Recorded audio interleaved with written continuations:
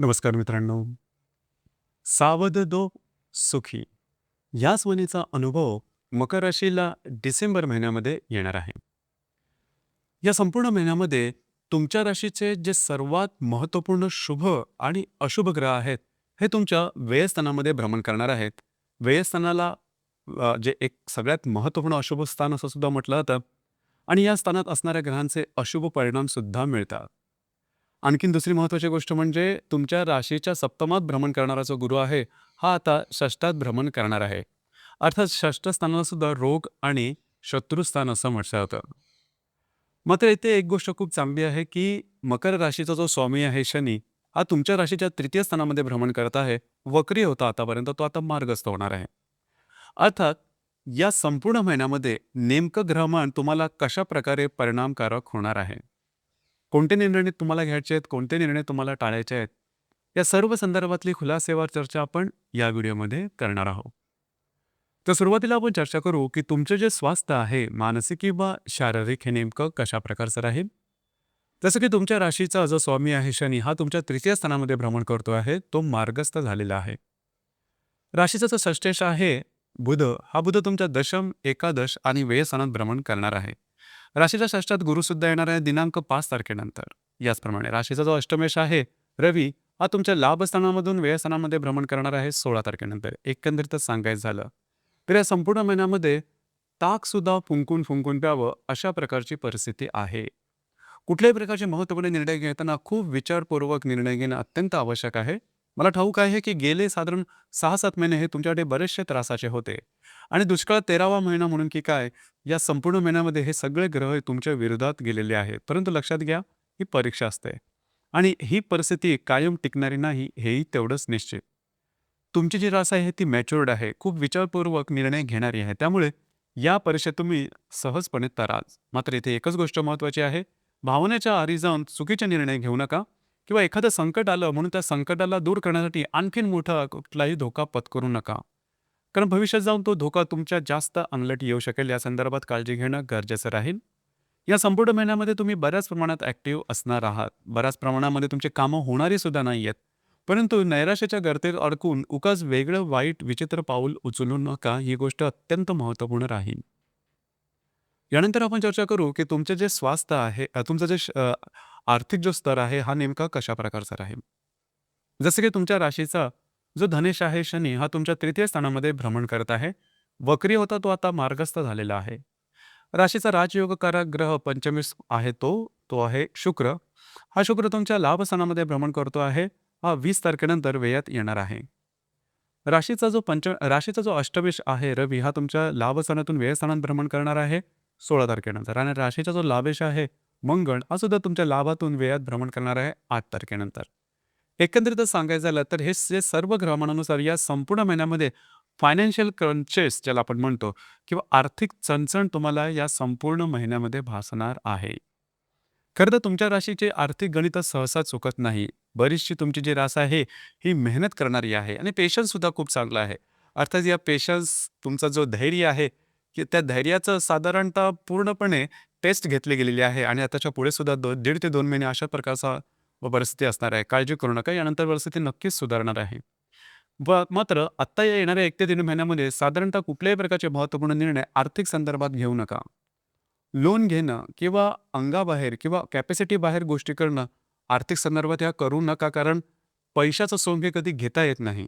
त्यामुळे अधिकचं जर का तुम्ही खर्च केलात, अधिकचं जर का तुम्ही ऋण घेतलं किंवा कर्ज घेतलं, तर त्याच्यामध्ये त्या खोल गर्तेमध्ये, त्या चक्रव्यूहामध्ये आणखीन अडकत जाल, ही गोष्ट अत्यंत महत्त्वपूर्ण राहील. या संदर्भात काळजी घेणं फार गरजेचं राहील. जर तुम्ही शेअर मार्केटमध्ये ट्रेड करत असाल आणि निर्णय जर का तुम्हाला घ्यायचे असेल, इन्व्हेस्टमेंट जर का तुम्हाला करायची असेल शेअर मार्केटमध्ये, तर ह्या महिन्याच्या जवळ-जवळ 16 ते 18 तारखेच्या आधी निर्णय घ्या. ते बऱ्याच अंशी ठीक-ठाक होते, पूर्णतः बरोबर ठरते. यानंतर आपण चर्चा करू, की गृहसौख्य किंवा फॅमिली हॅपीनेस नेमकं कशा प्रकारचं आहे? जसं की तुमच्या राशीचा जो चतुर्थेश आहे मंगळ, हा मंगळ तुमच्या लाभस्थानामध्ये भ्रमण करत आहे. दिनांक 8 तारखेनंतर हा मंगळ तुमच्या व्ययात भ्रमण करणार आहे. घरातल्या ज्या वडीलधाऱ्या व्यक्ती असतील त्यांच्या आरोग्याकडे लक्ष देणं अत्यंत गरजेचं राहील. त्यांच्या आरोग्याच्या संदर्भातले काही जे त्रास आहेत हे डोकं वर करू शकतील. कदाचित काही गोष्टी टोकाच्या सुद्धा होऊ शकतील. घरातलं वातावरण थोडंसं गढूळच राहील. म्हणजे घरामध्ये बरोबरचे नातेसंबंध आहेत ते ठीक राहणार नाही. परंतु काळजी करू नका. तात्पुरता हा इफेक्ट आहे. वास्तूच्या संदर्भातली महत्त्वपूर्ण कामं, नवीन वास्तू घेणं, असलेली वास्तू बदलणं, वास्तूमध्ये काही रिनोव्हेट करणं, वास्तूच्या संदर्भातले उपाय करणं किंवा वास्तू विकणं, अशा प्रकारच्या काही वास्तूच्या संदर्भातले महत्त्वपूर्ण कामं या संपूर्ण महिन्यात अजिबात करू नका. तुमचे अंदाज चुकू शकतील. यानंतर आपण चर्चा करू लव्ह लाईफ किंवा रिलेशनशिप ज्याला आपण म्हणतो, हे नेमकं कशा प्रकारचं राहील? जसं की तुमच्या राशीचा जो पंचमेश आहे शुक्र, हा शुक्र तुमच्या लाभस्थानामधून व्ययस्थानामध्ये भ्रमण करणार आहे दिनांक 20 तारखेनंतर. तुमच्या पंचमावरती मंगळाची सुद्धा दृष्टी असणार आहे. लक्षात घ्या, गेल्या साधारण 1.5 ते 2 महिन्यामध्ये तुम्ही बघितलेलं असेल, की रिलेशनशिपचा जो मामला आहे, हा काही ठीक चाललेला नव्हता. यापुढे साधारण अशाच प्रकारचा काही अनुभव तुम्हाला याही महिन्यामध्ये येणार आहे. भावनेच्या आहारी जाऊन चुकीचे निर्णय घेऊ नका किंवा गोष्टी थोड्याशा फ्लेक्झिबल ठेवा. मला ठाऊक आहे की स्ट्रेसमध्ये आल्यावरती माणूस अगदी टोक गाठतो. तसं मात्र काही चूक करू नका. डोक्यावर बर्फ आणि जिभेवर साखर असणं अतिशय गरजेचं आहे. कारण तुमची जी रास आहे ही पेशन्स दाखवण्यास सर्व राशीच्या खोडी असते. त्याचाच जो परिणाम आहे तुम्हाला या महिन्यामध्ये तुम्हाला दाखवायचा आहे प्रत्यक्षात. यानंतर ज्या गर्भवती महिला आहेत त्यांनी सुद्धा स्वतःच्या आरोग्याकडे लक्ष देणं गरजेचं राहील. आरोग्याच्या संदर्भातले कुठल्याही प्रकारचे त्रास छोटे किंवा मोठे आले तर लगेचच्या लगेच डॉक्टरी इलाज करणं गरजेचं राहील. ज्यात विद्यार्थी वर्ग आहेत त्यांच्यासाठी सुद्धा म्हणजे परिस्थिती काही वेगळी नाहीये. नेहमीपेक्षा थोडासा जास्त अभ्यास करावा लागणार आहे, जास्त मेहनत करावी लागणार आहे. फळ तुम्हाला अपेक्षाप्रमाणे मिळणार नाही हे जरी खरं असलं, तरी आपले प्रयत्न मात्र चिकाटीने दाखवायचे आहेत हे निश्चय. यानंतर आपण चर्चा करू वैवाहिक जीवनाबद्दल. जसं की तुमच्या सप्तम स्थानामध्ये गुरु भ्रमण करत आहे. हा गुरु दिनांक 5 तारखेनंतर तुमच्या षष्ठात येणार आहे आणि व्ययामध्ये रवी, मंगळ, बुध, शुक्र सुद्धा असणार आहेत. काळजी घ्या. वैवाहिक जोडीदाराच्या आरोग्या संदर्भातले त्रास या दरम्यान डोकं वर काढू शकतील किंवा त्यांच्याबरोबर तुमचे नातेसंबंध हे तोडण्यापर्यंत जाऊ शकतील. आधीच काही त्रास झालेले असतील, आधीच काही प्रॉब्लेम चाललेले असतील, तर त्या संदर्भात तडजोडीचं धोरण आखणं किंवा तडजोडीचं धोरण तयार ठेवणं हे अतिशय गरजेचं राहील. काळजी घ्या. जे तुमचं कार्यक्षेत्र आहे त्या संदर्भात सुद्धा सांगायचं झालं तर जो दशमेश आहे शुक्र, हा शुक्र तुमच्या लाभस्थानातून व्ययस्थानात जाणार आहे दिनांक 20 तारखेला.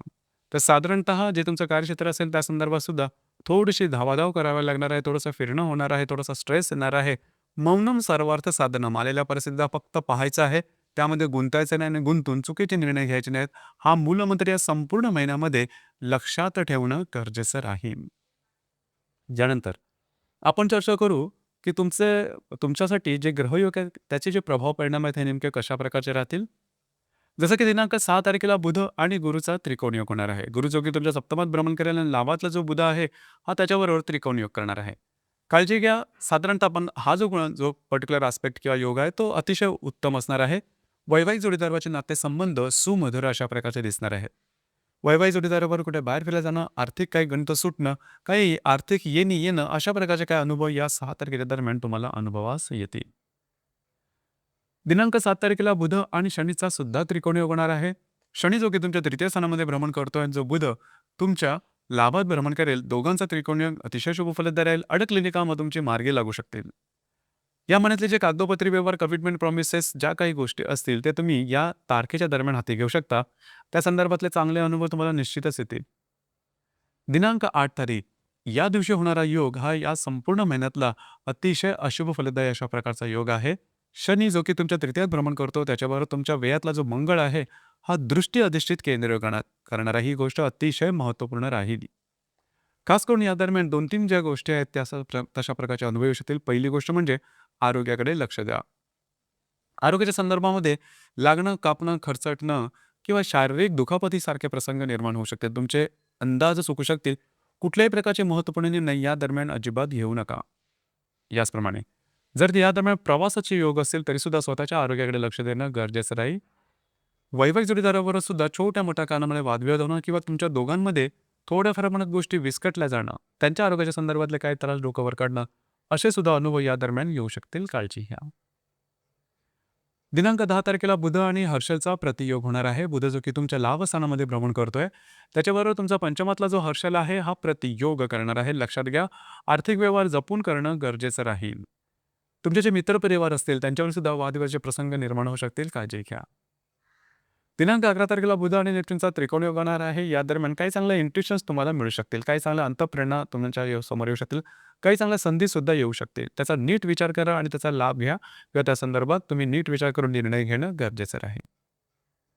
दिनांक 21 तारखेला शनी आणि शुक्राचा केंद्र योग होणार आहे. शुक्र जो की तुमच्या व्ययात भ्रमण करेल आणि जो शनी तुमच्या तृतीयात भ्रमण करणार आहे, दोघांचा केंद्र योग होणार आहे.